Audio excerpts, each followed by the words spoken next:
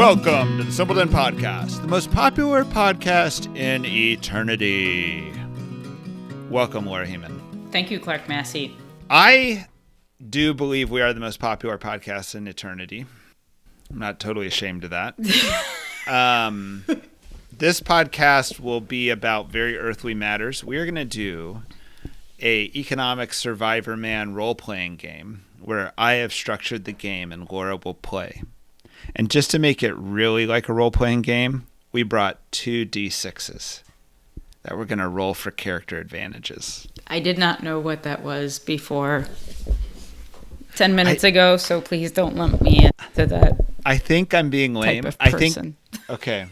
I think that type of person uses the term D20 for like a 20-sided die. Mm-hmm. I don't know if they actually use the term D6. Okay. Oh, so you're being a little ironic then.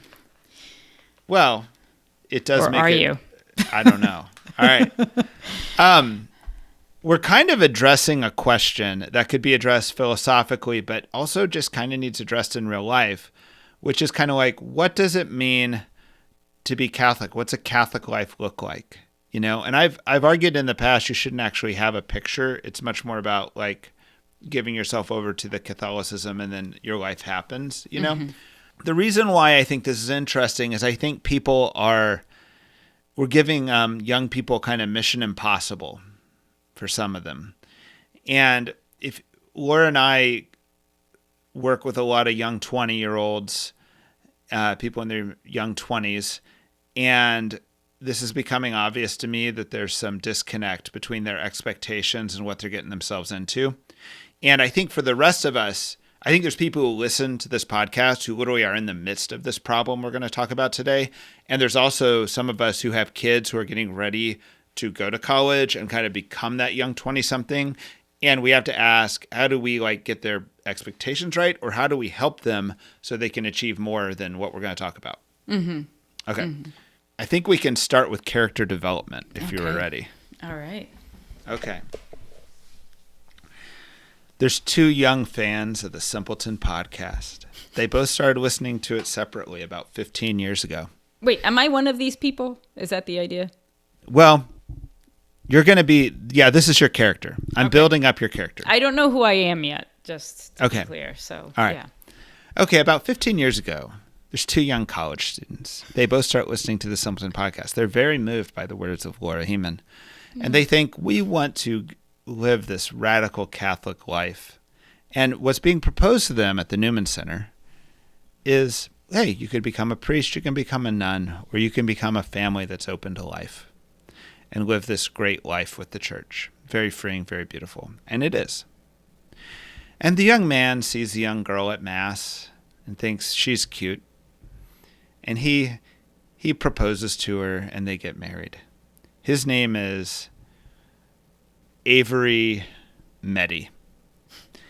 Avery because he's kind of average, so it's kind of like the average nickname. And Meddy because he's kind of median. And so they form a family called the Meddys. Now we're going to play this tape 15 years into the future. The Meddys now have 5 kids. They've had a kid every 2 years. They have a 1-year-old, a 3-year-old, a 5-year-old, a 7-year-old, and a 9-year-old. Luckily, they have no kids in high school because things are going to get expensive. All right. So, Laura, you're playing as the Meddys. Are you ready for the challenge? I'm ready. All right. The Meddys are 35 with 5 kids. Okay. I have put together some publicly available information, and we're going to see the economic reality that they are facing. Okay? A median income for a male who's college educated at 35 is $62,000 a year. That comes down to $5,200 a month. So we're going to do this as a monthly role play. So let's start with $5,200 is the income. Mm-hmm. Okay. We're going to assume at this point the wife doesn't work, but we might send her to work depending on what happens. All right. The median savings for the 35-year-old family is $6,000. Okay. The median student loans for this family would be $84,000. Oh my. Which comes down to $700 a month. So that would be $42,000 of loans for the mother and the father. Mm-hmm. Okay. Don't worry, we're going to bail these people out a little bit because life's too hard if you're completely average. So we're going to give them some blessings from God just to try to make this work. So far we got $5,000 income, $6,000 savings, and a $700 a month expense. Mm-hmm. Okay. Now, if the Medis bought the median house, as the median person would buy a median house, they would be buying a house that costs $427,000. Not in your area, nationwide. That's the median price of a house. So I'm surprised that number is that high. Like, that's a surprising number to me. I know, obviously, I live in a sort of different housing market here near DC, but that is a really surprising number. That number is surprising to me, and I'm noticing that number is surprising to everyone. Mm-hmm. Like in Kansas City, which I think of as like a low rent or affordable city, it's hard to get a starter house in a safe neighborhood for $350. Yeah. So 427 doesn't surprise me when I know about what starter houses are going for, Yeah. So if they bought the median house with a minimum down payment of 3%, they are paying $3,000 a month for their house. So $5,200 a month income, $700 to student loans, $3,000 for the house. Mm-hmm. Food. I found this awesome link. Okay. The USDA every month puts out a food budget by age and sex, and they do it. So like you can actually go down there and see what it costs in their minds to feed a 1-year-old for a month or a week. Right? And a 3-year-old and a 5-year-old and a 7 and a 9 and the 2 35-year-olds, 1 male, 1 female. They give you all these numbers. And they even give it to low, moderate, and liberal. So low, medium, and high, right? So we're going to put them on the low food plan because they knew when they were getting into this, they were going to have to be frugal. Mm-hmm. I think that's kind of what's interesting about this is if you're a rational college student, even if you're a Medi, you know that if you were raised in a small family and you're going to have a big family or be open to life, you're probably going to have less money, not going to as good vacations, not going to eat as well or whatever, as you did growing up and maybe as your neighbors, Yeah. So you're just going to live frugally and kind of poor compared to your peers, but you're kind of signing up for that. The question we're trying to address is, can you even do it? Or is it really dramatic, the type of poverty you're embracing, right? Okay, so when I added up the 1-year-old, 3-year-old, 5, 7, 9, and 2 35-year-olds, they thought you could feed that on a low budget for $360 a week. So on a monthly number, $1,440. The average bills, they also have numbers for this nationwide. So the average bills are electric $145, gas $80, water $40, but I think we should probably count it as $60 because their family is of 7, Yeah, and kids, they use so much water. Ideally, if you can get them to shower. The average internet cable is like $118 a month, but I think we can cut that down to $50 because I think we all know we can find a plan somewhere around there, know? The average phone bill is actually $166 a month for 2 people, but I think I found 2 unlimited plans for $50 total. And you can probably have to add $20 in there just for, buying cell phones. So if you add this together, you get $385 a month of bills. Okay. They have 1 vehicle. Edmunds has this great thing that shows you the true cost to own a vehicle. We will assume right now that they financed the vehicle, but Edmunds also puts depreciation into the cost of the vehicle. So this is actually a true cost because they're actually, in a sense, like saving for the replacement of this vehicle. So I did a 2018 Honda Odyssey. That's as far back as it would let me go. With financing, that's $732 a month. That covers gas, insurance, financing, taxes and fees, depreciation, repairs, and maintenance. Okay. If they weren't financing, they'd save a little over $100. Like it'd become $625 a month. All right, vacation. The average there's these numbers for this too. Surprisingly, the average cost of a 1-week budget vacation is $1,500. We're going to assume that the Medis like to camp and that they just go camping and that somehow they get that number below 1,000. What number would you like to use? Of course, it's not really a monthly number because they only go on vacation once a year. Yeah, but we got to split it up. Let's give them 1 week vacation at $80 a month. All right, education of their kids. Okay. The cost of homeschooling is estimated to be between $500 and $2,400 per child per year. All right. Or are you going to send them to Catholic school? Because the average cost of Catholic school nationwide was $4,800 per child. I'd say they have 3 kids that are the age to be to school age. So I'll let you choose because you're the Medis. Do you want a homeschool or do you want a Catholic school? Well, I'll choose Catholic school. All right, we'll start out as Catholic school. So far, this is fairly biographical. All right. At Catholic school, how about we give them a little bit of a tuition discount? Let's say it's just $4,000 a kid. Is that reasonable in your area? For the year? Yeah. No. Is yours higher? Yes. I think in our area, if you were a Medi, you would probably even get a discount, and you'd probably only pay less than $4,000 a kid if you were getting a discount. Oh, a kid. Sorry, I thought you said for all the kids, and I was like, well, if you had 3 kids in Catholic school, if you paid $4,000 each, you'd be at $12,000. I think in my area, the number would be about $8,000 for 3 kids, if you were actually financially struggling, and $8,000 would be $665 a month. So let's just use that because we're going to hope that this Catholic school is either well endowed or they get a break. Okay. All right. Health expenses. This is not even for family size, but the typical non-elderly family in the United States spends $5,600 per year or 9% of their income on health. So that comes out to $465 a month. On the other household expenses, I am really at a loss for because I couldn't find any tools to help estimate how much you're going to have to pay for, detergent and soap and trash bags and your laptop. It's hard to estimate that amount. I almost wish we could estimate it as like a fraction of food. The only thing I know for sure is that if they got a 1-year-old, they're spending at least $45 a month on diapers. Mm-hmm. Yeah. We'll say they're Medis. So they started out with cloth diapers when they had like 3 kids, and they gave up on them after 3 kids because that's the norm. Because that's how it goes. Okay. That's how it goes.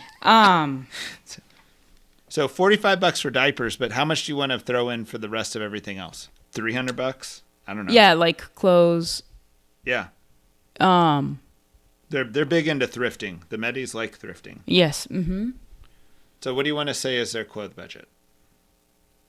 $300? Yeah, I think 300 sounds good. Well, it's not clothes. It's everything besides food, and diapers. Okay, all right. Yeah. And then how much are they going to tithe to their church, Laura?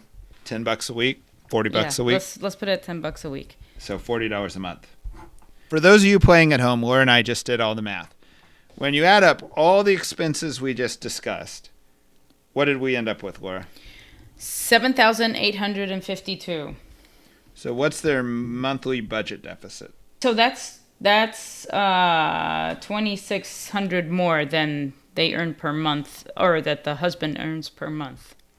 $2,652 more, right? Yeah. So, even average people get breaks. So we want to make sure that the Medis receive their blessings from God, and Laura is going to roll for some advantages. You're going to roll 2 dice at once. Can I tell you what is on the table? Sure. Okay. They could, if you roll a 1, they can have half the average level of student loans. Okay.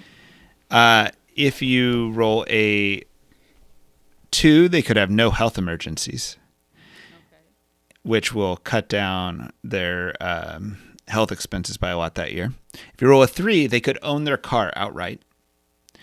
If you roll a 4, they could put 20% down on their home. I don't know where they got the $80,000 to do that, but maybe a parent saved it for them. Maybe a parent or some inheritance. Okay. Yeah, yep. And if you roll a 5, I'll give them 5 times the average savings in their savings account. And if you roll a 6, we'll give the guy a $10,000 a year raise. Great. Okay. Wait, what happens if I roll more than that? Oh, I get 2 of those. I get 2 you of get those 2. things. Yep. Okay.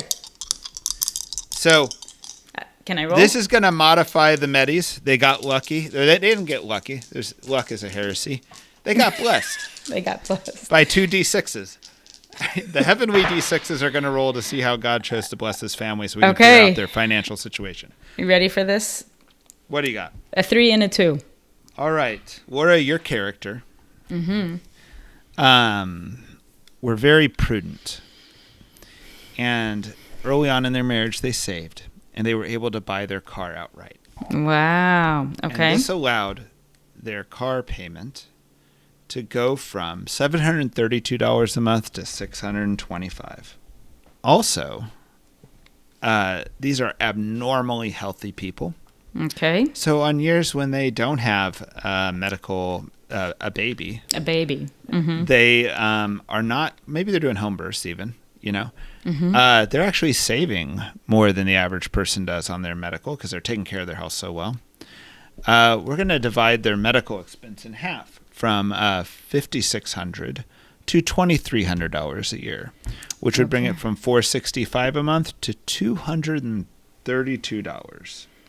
Okay. All right, welcome back to the podcast. For those of you playing at home, Laura's Medis were blessed, and now their budget deficit is only $2,312. Now, Laura, this is where you actually get to start playing. Okay. How do you plan on helping them get to a balanced budget? Well, we've got some options here. If kids are mostly at school, except for maybe a couple young ones, mom could maybe take on some part-time work. Example? Some bookkeeping. Okay, mom is now a bookkeeper and a stay-at-home mom.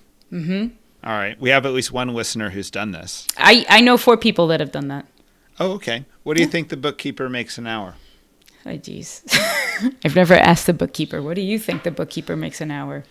And I'd think on the high side 30, but Okay. I'm not. A stay-at-home, like working remote, part-time mom bookkeeper, no CPA, no nothing. I'm thinking 30 on the high side, but what number do you want to use? 30? 35? Yeah, let's use 30. And how many hours a day does this person work? So I know 4 people that do it probably. One of the people that I know that does it probably is salaried. Maybe 2 of them are, but That sounds like more than part-time then. Are they actually just part-time? I think it's really tough because it's like they look like a stay-at-home mom, but they're also doing some significant part-time work. But we are asking a lot here because we need the role to be both part-time, well-paying, and stay at home and allow for child. You don't have to schedule childcare during. That's the point. Work. Yeah. Somehow it's not adding to your costs by taking on this job. Or right? It's like one of my friends. Her mom lives with her. Okay. Let's say they do $30 an hour. $30 an hour, and then let's say they're doing how much? I don't know, 20 hours a week, 20 hours a week. 15 hours a week. It's really hard to be stay at home with a 1-year-old and a 3-year-old. Yeah, my reference. All the kids come home at 3. My reference is here, and it's hard. Well, let's make it 15 hours. Let's make it 15 hours. Yeah, let's make it clear. So 2 hours a day is nap time. Mm-hmm. So if you're crushing it. This woman's very hardworking. Yeah. But we need her to be a Medi, though. So we can't make her a superhero. We have to make her a Medi. Okay? Mm-hmm. So she could do 2 hours a day, and we're going to make her do 3, right? So that's 15 hours a week. One of the ways we solve this around here also is doing childcare exchanges. So I am sending my young toddler who is not yet in school over to a friend's house, but on a different day of the week, I'm taking care of the friend. So I might have a day of maybe that I can do 5 or 6 hours of work. Okay. So we're letting the Medis live tax-free. But we're going to assume they do 15 hours a week tax-free. Maybe they're doing it all under the table. They're cheating the tax man. Okay. All right. That's $1,800 a month. Okay. You still have to find $512 in your budget. Can I also ask, how does Mr. Medi get to work and the kids get to school? Because they only have one car. That is a complicated question. Yeah. So is Mr. Medi just like lucking out and riding his bike? Because if so, maybe they have, I don't know. Well, I think he's carpooling so here with public a friend? transportation is an option. Okay. And but where you live, we got to increase the house price of the house. I know. So yeah. Also where I live. Yeah. So Okay, let's just say he figured it out somehow. Yeah, he's right. biking to work. And she's working from home, and so they're sharing this car. Or the kids are walking to school, and they are not really leaving the... Okay, anyway, whatever. Yeah, they figured it out. All right, so you really got to, everybody's got to know, respect for the Medis. They are really figuring it out and working hard. Okay, all right, there's still $512 a month short. Now what? I feel like if you choose to homeschool, she has to quit her part-time job. I'm not sure that the homeschool makes financial sense necessarily if it means losing the $1,800 income. Oh, I know. I don't think you can homeschool. Yeah. Right. You can't afford to homeschool with these numbers. Right. Yeah. So homeschooling's kind of off the table for the Medis. Mm-hmm. Because mom does need to work. All right. So let's go through this. So I already had them refinance their student loans out another 15 years when I gave you that number, so there's no savings there. We could have them move into the hood in their own town, but they can't really move to North Dakota or somewhere with a cheaper cost, or like wherever the cheapest cost of living is in the nation, because they only have $6,000 of savings. So I don't think they can afford a move. And jobs can be location. Yeah, we'd have to give them a hit on the income if they got a bonus on the house, right? So we could maybe decrease the cost of the house a little bit, you know. That'd be one way to approach this. I think you could give up your basement. Give up your basement. What's that mean? Rent your basement out. You assume they have a basement. Does the median house in America have a basement? I've been wondering how many bedrooms the median house has. Oh, that's interesting. I mean, they've got 5 kids, and there might be another one anytime. But, okay, the bills are kind of non-negotiable. The one vehicle, they could go up to 2 vehicles, but that doesn't save you any money. They already got their vehicle's paid off, so they've already had a savings there. We could cancel vacation, so they could just never have vacation. Every vacation's a staycation. Are basement rentals uncommon amongst your friends? Yeah, I have not seen that hardly at all in Kansas City. Okay. I'm sure it exists, but it's not like a normal way to have a side hustle. You know, it is. I would. It's fairly normal in my neighborhood. But I would kind of assume that like places where basement rentals work are also places where they're above the median house value, because basically you're having a scarcity of real estate when you do that. You know. So, like, if we wanted to increase the cost of their house to $527 from $427, maybe we could give them also a basement rental. Should we do that? I don't know how they qualify to buy a $527 house. I don't know that the bank wouldn't loan them a loan. Yeah. I mean, I think these aren't big basements and they're not big houses. Give me the size of the house, like a 2-bedroom house or a 3-bedroom? 3-bedroom with a basement? 2 or 3 bedroom with a basement. Yeah. Yeah, but if it's 2-bedroom, they've already got 5 kids of different genders. Have 5 kids. Sorry. Of different sexes, right?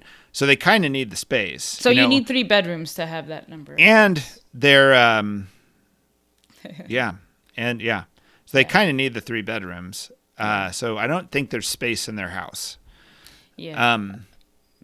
They could cut vacation, but that's only $80 a month, and we still have another 400 some bucks to get to here. And we can't have them crack. Because, I mean, part of this is if these are the expectations on a family, and then these families like crash and burn because they can't even meet these expectations. Yeah. You know, this is terrible to do to people. Yeah. right? And it's also weird because so far we're having a problem figuring out how you afford 5 kids, in our current economic situation. And we're richer than ever before in many ways, but people have been affording 5 kids for almost all human history. Yep. You know what I mean? A median family, So it's like, what's wrong with us that we've structured an economy where both you're living better and yet can't afford 5 kids? Yeah. So I think I just realized a place I would cut down on would be the $300 clothes and other necessity budget. And I think people do that a lot by thrifting and getting hand-me-downs. You think you can have a 7-person Shoes. family? Yeah. Mm-hmm. And even just like, do you know what the cost of a trash bag is now? This blew me away. It's 50 cents a trash bag. That's at Home Depot buying the big pack. I don't think that's true at all, Lee. Maybe not for the little white ones or something. No, I'm talking about, Home Depot, don't go to Home Depot for trash bags. Well, it's a big box store. I think prices there are reasonable prices. It's not like we're going to like the corner store or right, but Aldi. Yeah, I think you're in fantasy if you think this family can live on less than $300 a month of everything else in their life. Okay, I forgot that included trash bags and stuff. I mean, do they even have a computer? Do they have toothbrushes? Sports? Do the kids play any sports? I think the answer to that's no. Do they do any activities? I mean, we could say that they're excused from tithing, and we could also, or they're not really tithing. We could say they're excused from even giving $10 a week in the collection plate, and we could excuse them from vacations, and we could. Yeah. Man, I think $300 a month. Well, I wonder if actually what you're guessing for education is not what they're paying. Well, they're paying a lot less than people in your area, right?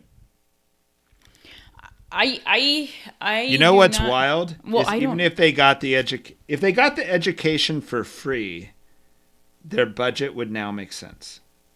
Because education were scheduled in at $665. If only there was a way to get free education. Oh, public school? Yeah. You sending these kids to public school? These are. I'm trying not to. Well, the issue here is that, like,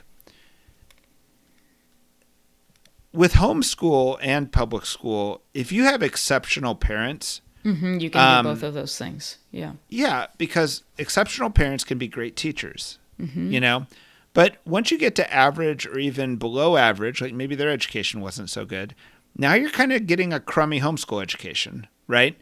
And if your parents aren't like really on it and they send you to public school, you could kind of lose your kid. Yeah.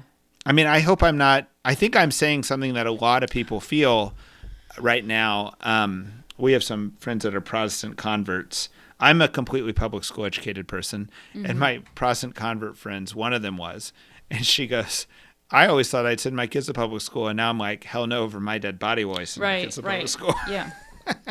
So that's a fairly normal sentiment, and they are fairly exceptional people. So I actually wonder if they could send their kids to public school and kind of give them enough formation at home to kind of keep them well, I think that obviously we believe this. We're sending our kids to Catholic school. It's expensive. It's about to be a whole lot more expensive in a couple years. And I think it's a worthy sacrifice. It's definitely something like we feel really good about. And I really admire all the parents that are making that sacrifice. I think there are some people who it could be relieved by sending their kids to public school. And I don't want people to think of that as like a non-negotiable option or something. Like it is an option that's on the table, and I think people should consider it. And your answer can be no, but I don't like it as like a no, absolutely no. Well, here's where I would pause on it, right? Right, like say we sent these kids to public school, right? They would be going to the median public school because they live in a median house. Okay, maybe that's acceptable. They still don't have a balanced budget because we only saved $465 and we have a deficit of $512. Wait, right? public school you save $665. That was the education, the private school education. Oh, you're right. I'm sorry. Yes. Okay. So if they live in the median house at a median school district, we could imagine them going to public school. I was kind of just pricing out what would happen if they lived in the hood, and I think that could also balance their budget. Because I think their home payment, I priced out if they paid only 75% of the median, like they got a 25% discount on the house. If they got a 25% discount on the house, I would expect their monthly payment to be about $2,400, and that's about a $325,000 house. Yeah. So, I think their choice right now is live in the hood and go to Catholic school, which comes with its own stresses and costs a little bit because you have crime and things like that are both stressing you out and costing you money. Or live in the median house, which I think puts you in a better school district, and send your kids to public school. Or you have to have a mom that is working full-time. That's another option we didn't discuss. We didn't price that out. Yeah. Either you're going to be a 2 full-time working parent family, and then maybe you could have Catholic school in good neighborhood, right? Or you'll be a single earner family, 1.5. We've given her like 15 hours a week. So you're either going to have a part-time working mom, full-time. You're never going to just have a working dad. You're not going to be a single income dad could have an interesting side hustle, but that's time away from the family. That's time away in the evening on the weekend. Realistic expectations for the young couple that got married and they're 21. Okay. A realistic expectation is a single income family is off the table. Okay. The mom will at least have to work part-time. Okay. And they're either going to have to compromise on the neighborhood or compromise on the schooling. Got me?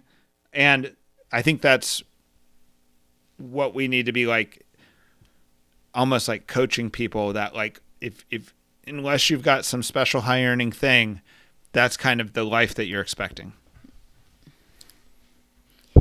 And even then you're going to be poor, and there's no retirement savings in this, and there's no way in these numbers. We chose 35, so they don't have a high school age kid yet, right? There's no way to pay for Catholic high school in these numbers. There's no way to pay for college in these numbers. Not about the numbers now, but it's like you're kind of putting all your trust in God. You're living the way you think God wants you to live, and I think like he's going to honor that, and he's going to be generous. On the other hand, I feel like we oversell happy family Catholic life in a way that's like not, there's a lot of stuff that it's like you have to just like get there to understand it, and it's surprising, right? But there's like an unrealistic. Are we giving an unrealistic picture of what it means to have, a lot of kids, and that's why I wanted to do this a little bit is because I kind of think of it as like an Instagram effect. Like if you're a mom blogger or a mom influencer, everything's a little bit too perfect. Yeah. Right. I think there's a sense in which there's these kind of like Catholic family influencers. They're not really that, but like they give you a vision where it's working out pretty darn well for them. But when you do the math for like someone who's kind of in an average situation, it doesn't work. Do you know the story of Mary and Martha, where Mary's sitting at the feet of Jesus and Martha's working, and Martha complains, and Jesus says she's chosen the better part and it will not be taken away from her. Right? In a way, this is going to sound like a really weird interpretation of that story, but when you've chosen these children and you've chosen this life and you're embracing this frugality or poverty, you've chosen the better part, and you need to know that. And when you're watching like European vacation photos come through your whatever feed, or your text message from your brothers and sisters or whatever, right? You've chosen something very beautiful that is not,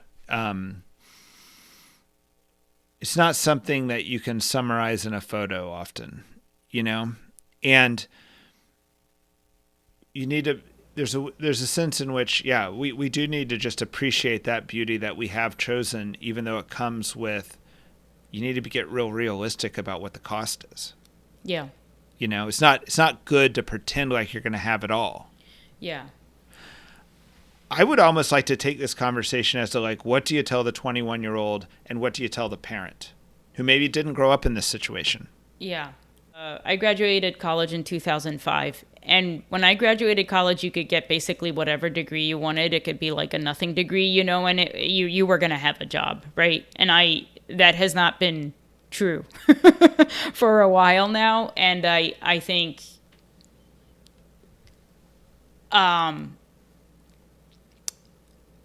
it's hard to appreciate the creativity it takes, to make it work now. Like, when people kind of arrive to the point they're talking to me, they usually already went to college. They already chose their major. They already took on debt or didn't. Mm-hmm. Right? And if they like are an engineer or something like that, I'm like, good on you. God bless you. Let's talk about spirituality. Right? Yeah. But if they're like, I have some degree in social science, XYZ, not sure if I should go back for the master's. I'm like, whatever you do not go back for the master's. Yeah. And then I have to like somehow, like, the thing I'm trying to like make them come to terms with as quickly as possible is that it's going to be like that show Survivor Man, and you don't know that yet, And Survivor Man goes out into the wilderness with like one match, dryer lint, and a bicycle spoke, and then he has to live, right? Yep. You're going out that into the world. Yeah. You do have some resources. They're very humble. Yeah. But there is no system in which you're going to get on a treadmill and you're going to provide. Right. And that you're going to make it. And right. You're going to live in a safe neighborhood. And you're going to do all this stuff. Like that world is not existing. So you, sir, need to get creative. Like you said, it's almost hard to understand how creative you got to get. One of the ways I'd say is get a beater house, get a starter house. I meet people who say, I don't want to get a starter house. I'll just wait till I have enough money to get my real house or whatever, right? And I'm kind of like, houses are running away from you. Yeah. And inflation will make that worse and worse and worse, right?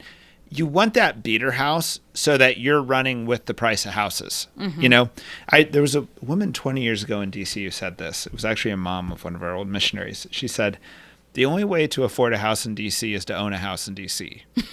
And I thought, that's profound. And that's kind of true across the nation right now.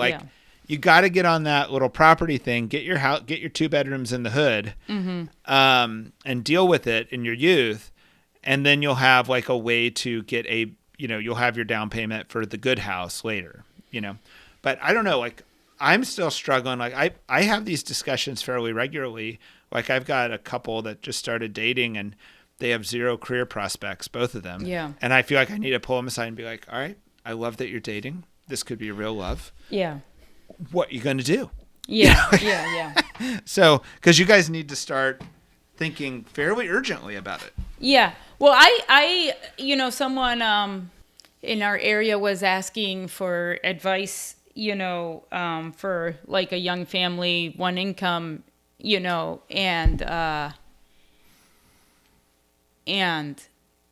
I was really happy at like the advice that some of the older women gave. It was like one said like you could be frugal, and by frugal I mean this is going to be basically a job and you're going to have to work so hard, making all that food from scratch and doing every and that's one way to do it. And it was like, warning, it's very hard.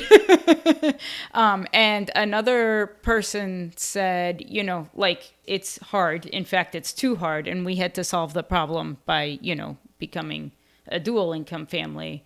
And I think it is not necessarily what they had imagined, but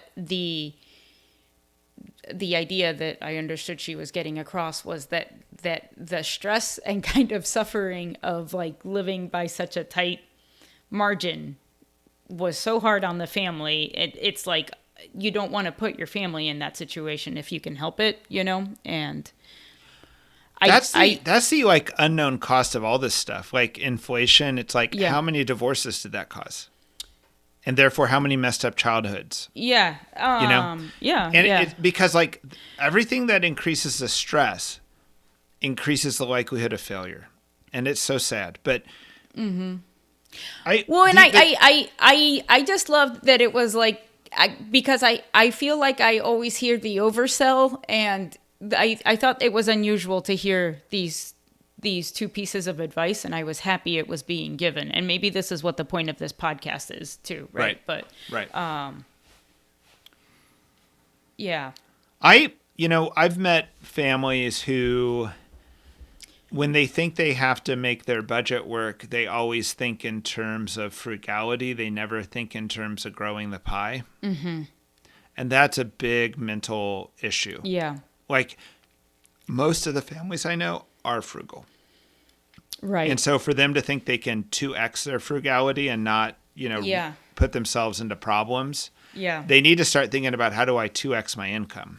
I loved this. By the way, I'm not a get-rich-quick scheme. That sounded like a get-rich-quick scheme. And have I got a plan for you? Yeah. And that's why you send me $1,000, and I'll tell you how to make it in this economy. Yeah. There was what's her name? Oh gosh, it's Layla Lawler. She has like a kind of homekeeping blog. But I saw this years ago, and I thought this was like such a good point. She was like, for some reason, they had a lot of kids. It was tight, and it's like how to, make it with a big family financially. And she was like, for some reason, when you see like financial advice for men, it's like investing. And for women, it's like make beans, and it's like, why is the financial advice for women like save pennies, And so she was trying to give, in this blog post, sort of more investment pie growing minded advice. And I thought that was like that was just a great point. Yeah, that is a great point. Might help you get by month to month, but they don't really fix the problem. And I think a lot of us fantasize about home economics, but most home economics is no longer economical. Like you're not going to save money by making your clothes. No, yeah. You'll spend more, Did you have any homemade clothes when you were growing up? My mom was a big sewer. Yeah. Okay, yeah. We had these like my mom also. Mainly my sisters had the homemade clothes. Oh, okay.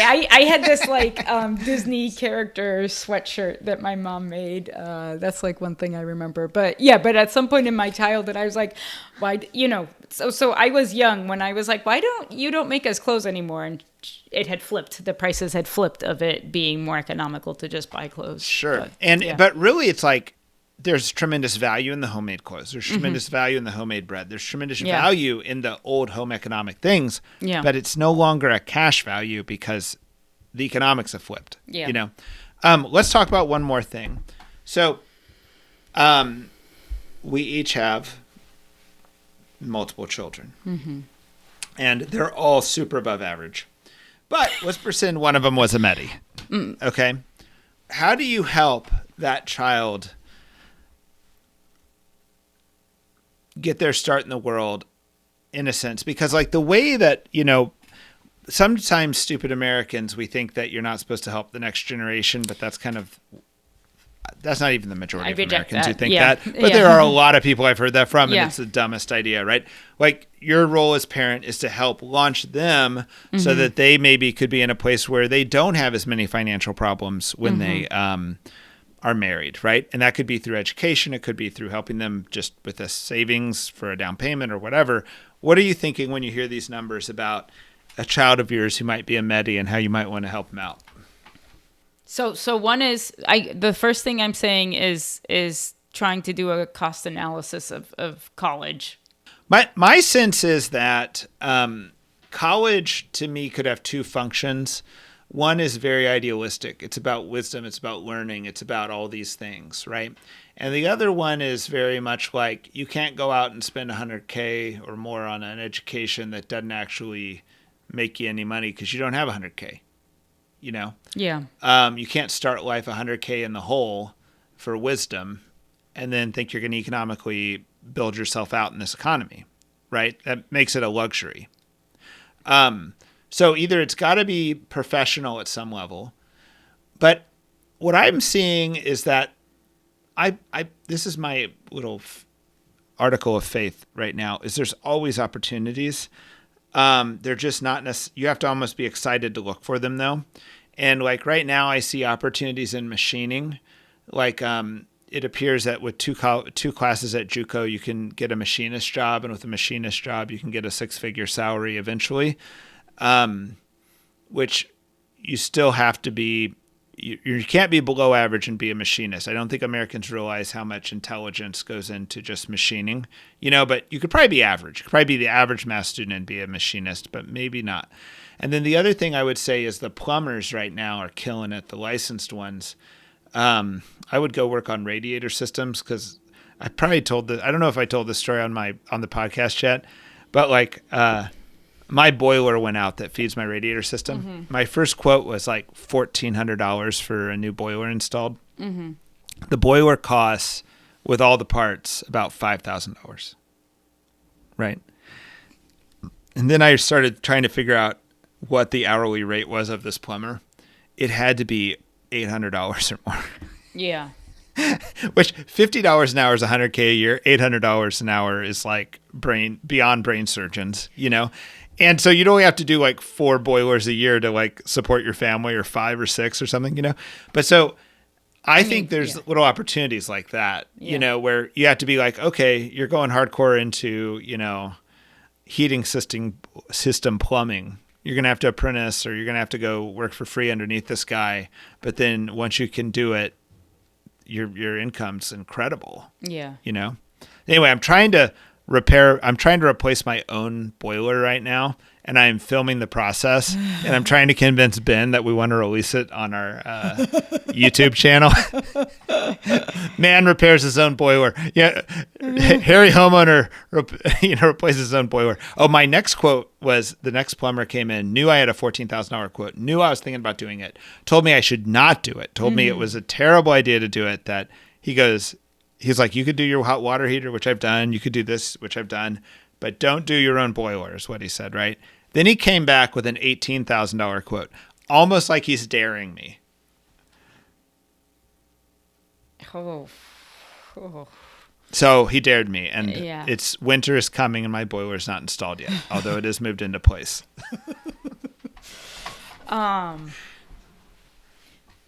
So, would you encourage your own kids to go into those fields?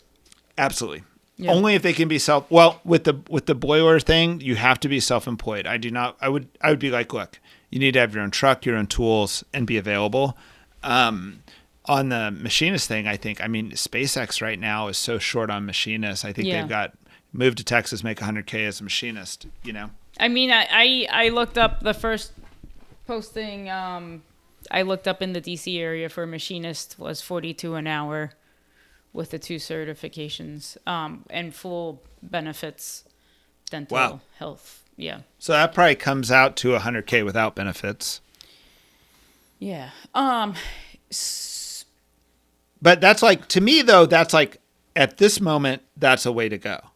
10 years from now, there'll probably be a different solution to this problem.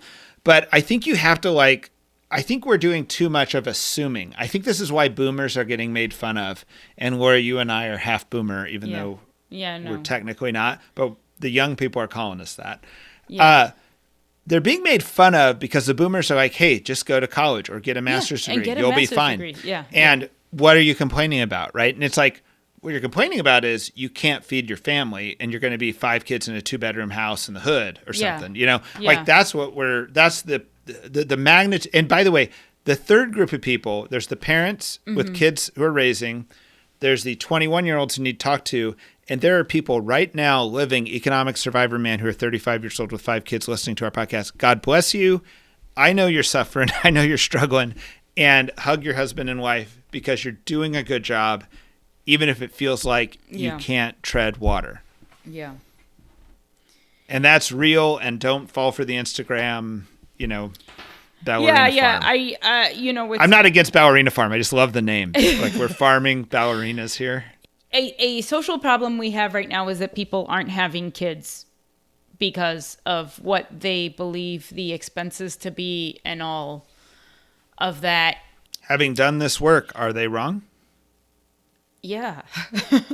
Well, what I think is kind of happening, which Peter Thiel was the one who kind of talked about this, and it was kind of crazy when he said it. He goes, the less kids we have, the less we'll organize society to promote kids. Therefore, the less kids we'll have. And but also the more expensive they seem. Because I don't spend the same per kid that you spend on your one kid, like not even close.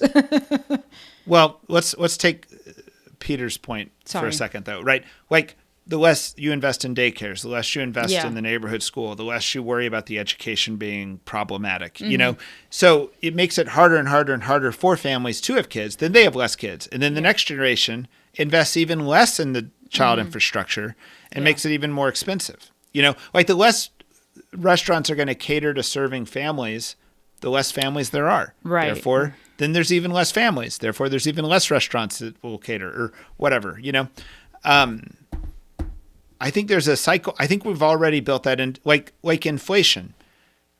People who've made it in life, who don't have kids, who own their home and have a stock portfolio, don't care about this inflation.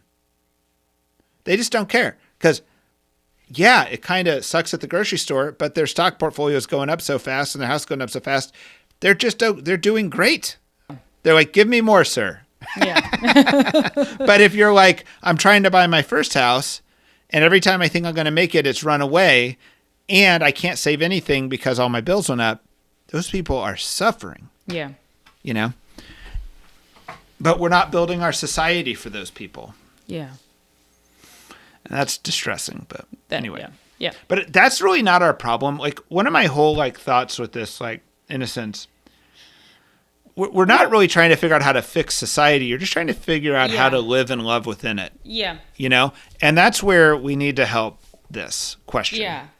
I think what I am trying to say when I say, you see these people that aren't having kids and then you read how much they think kids cost and you're like, oh, how do I have 5 children that are alive and well?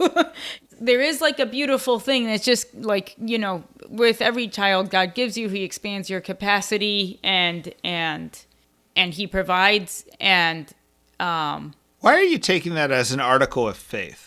Because every child is a gift from God. Every child is a gift from God, but then people will just keep having as many kids as they can, knowing that God will provide for them. And I don't know that makes... I mean, that's not Catholic teaching, by the way. The church says that economic issues are a real reason to not have more kids. But the way you stated it makes it sound like that's not an issue. I guess what I'm trying to say is sometimes it's like you see these numbers and I think that these numbers don't take into account kind of the God's generosity, the little sacrifices parents are making for their children every day. And it's like the numbers are weird. Yeah. So I'm trying to make that point. And then, I don't like that point because I feel like too many people are not looking at these numbers. I feel like these numbers are under. I guess you're kind of right that the master society is always acting like children are so expensive. That's not really true. Right. But yeah. So, but there is an economic reality here that is exactly. I'm trying to bring it there. There is an economic reality. I like saying that. I like the way you said that. And it's not what people on Reddit are saying. Right. Yeah. So a lot of it though is that like the reason why I kind of wanted to do a podcast like this was I actually didn't know how the numbers were going to fall out until literally this podcast because I actually hadn't done math. I just gathered info. But I feel like, if you were raised in a foodie family where dinner was always very nice and no one had to clean their plate and you had nice clothes and you went on nice vacations, I do think people knew, well, I love life. I love family more than nice food at dinner and nice clothes and stuff like that, right? I don't know that people knew that they would have to live in a dangerous neighborhood to do it. Right. I don't think they knew that mom would have to side hustle and carry that burden also. I don't think they knew all that, and that is like an economic reality, So I think there was we had people ready to sacrifice, but I just want them to say, hey, look, man, it's going to be even more than that. It's a little bit harder than you're even thinking, but it'll still be good. But we have to figure this out and be smart about it. And you have to start working now to make sure it's okay. Yeah. Yep. Yeah. And none of this anticipates one parent becomes an alcoholic or has a mental breakdown or suffers from anxiety or depression. You know what I mean? Gets in a bad car accident or gets in a bad, this is just a median person who's got fairly blessed. Yeah. And there's going to be a lot of people who aren't that, who have real struggles beyond this, and we need to make it so that they are fully, that's also what our next question we need to address is, not in this podcast. How do we make it so they are fully feeling like they are fully living their Catholic faith, even though they're not reaching this ideal, this Instagram ideal of what it looks like, Yeah. God bless you guys. Goodbye, Sorry for the rough episode. Rough news out there, guys. It is. You've chosen the better part, and it will not be taken away from you. It is very beautiful. Peace be with you. Peace be with you. All right. Bye-bye.